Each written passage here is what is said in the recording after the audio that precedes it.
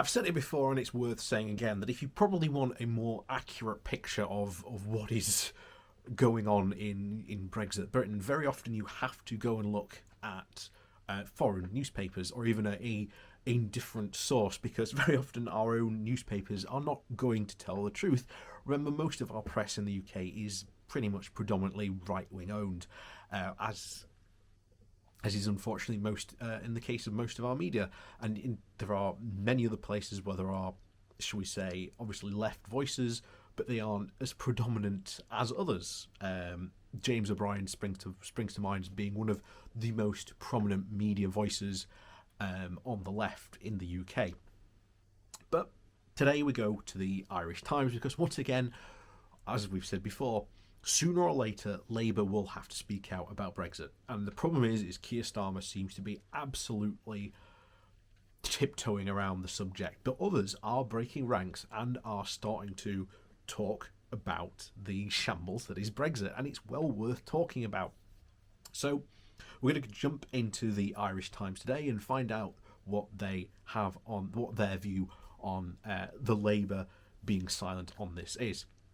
So before we do jump into that, please remember to hit that like and share button, and of course down below there is a link to my Patreon page, as well as a one-off donation link called Buy Me a Coffee, where you can, well, buy me coffee. And thank you to all those people that do support me that way.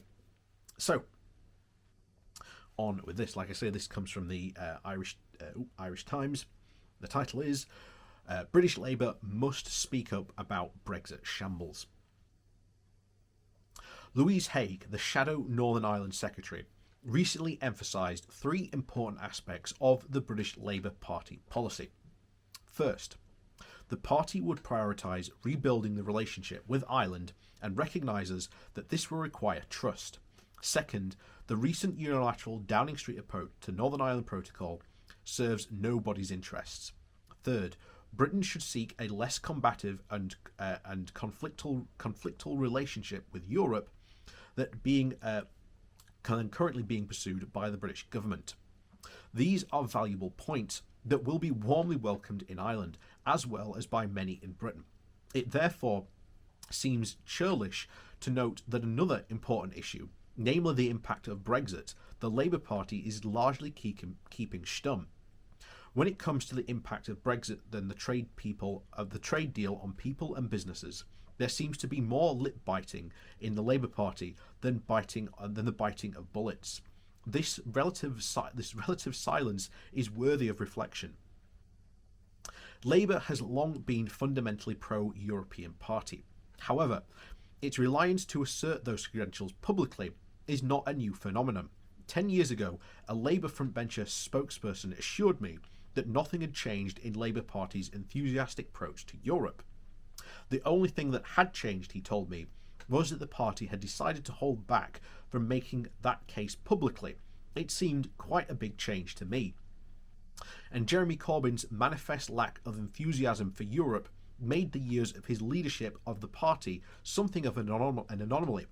But his monastic silence during the 2016 Brexit referendum had some of its roots in the early years. If Corbyn had strongly asserted pro-European views of a majority of his party's membership, then the outcome of the referendum surely would have been different.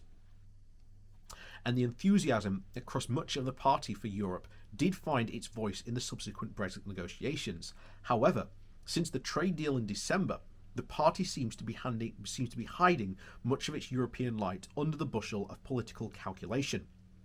And there are perfectly good reasons for that. The impressive Keir Starmer must prioritise his party's return to government, not least because it is only in government that he can implement his policies and priorities. Indeed, only in office can he seek to build a closer UK-EU relationship that is nearer to the centre of the gravity of the British public opinion, in the context of one of his aims, naturally, is to win back the minority of Labour voters who supported Brexit. He is also aware that many are bored by Brexit and others may want to leave a particular decisive issue behind them, and that by reversing Brexit he is not only on any foreseeable agenda, he's also understandably been prioritising the COVID issue. Moreover, Starmer may judge that his party, having voted for Johnson's Brexit deal, could be exposed politically, even if it now criticises the impact of that deal, even though it should be easy enough to explain that. With the deal, while the deal was thin in terms of Britain's interest, it was infinitely better than the no deal otherwise being threatened. However, despite such understandable reasons for his hesitation, there are good arguments for reconsidering what seems to be an excessive distaste on an issue central to Britain's interest and international relationships. First, the negative impacts of Brexit on the British economy and society are clear and will become more evident. Many well less off people, including in Labour's traditional heartlands, will be among those hardest hit by lost opportunities and jobs. Second, the Johnson government seems to hope that by the simple expedient of ignoring the impact of Brexit, the elephant in the room will discreetly pack her trunk and move back to the circus. Since much of the British media buys this fiction, significant responsibility falls on the opposition. Third, the longer Labour chooses not to challenge a Brexit deal that it reluctantly voted for, the more closely it may become associated with it. Fourth, the unequivocal commitment to exploring and deepening the relationship with Europe would establish Labour as a party of business, as well as enhancing Starmer's international standing, including in Washington. Most importantly, modern British history tells us clearly that the battle to control the underlying narrative about Europe must be engaged if it is not to drift further out of control. The relentless tabloid fiction about the recent Brexit deal is already taking hold, largely unchallenged. It will be inevitable there will be the inevitable consequences of the deal which are attributed to the European intransigence rather than the British choice, which barriers to trade are present and are resulting from EU vexatiousness rather than the British red lines. Standing back from the evolving narrative is not neutral in this effect.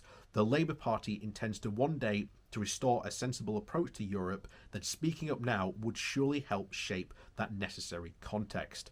And again, I wholeheartedly agree. I do think Labour does have to start a serious conversation within the party about what it actually means to have a relationship with Europe, and ultimately that will mean rejoining the European Union and rejoining the single market and customs union. There is no other option than to do that. The damage that we have done because of Brexit will not be able to be reversed until we rejoin those organisations and those systems. It's going to be as clear as the light of day on anyone's face, and we're already 3 months in and there's already absolute chaos. And remember, most businesses are not even working at full capacity at the moment, mostly because of COVID-19.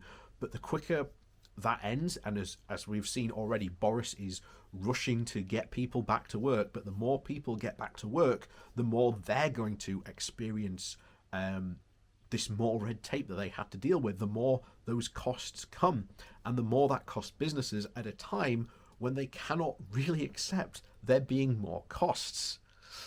So, as we've said before, it's not going to be a very good time, especially for the next couple of years, and I think that, especially the next Labour Party conference, there is going to be a big uproar about this. I can already see it. I do not think there will be a challenge for leadership, as a lot of people have been speculating, but I do think there will be a lot of people making their voices heard about Labour's stance for being pro-European and being out and about it.